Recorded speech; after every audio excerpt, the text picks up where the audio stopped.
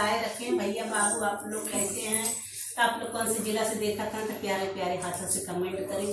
और कमेंट करत हैं तो हमारे जीव एकदम बाढ़ उड़े लागत है, तो छोटी जल्दी से कमेंट करिए। वीडियो पड़त मान तीनों चारों बच्चों के चैनल पे जाए, तो आप लोग सपोर्ट करें। हमारे घरे आए हैं सब जनी, तो आप लोग को भी आना रहेगा, तो हमारे घर आ जाना, स्वागत है हमारे घर पे। तो चल रही हूँ शिव भजन सुनाने में, आप लोग को कैसा लगेगा प्यारा से कमेंट करना। जब शिव भजन उठता है, बहुत मस्त गाना गावा थी दीदी ने।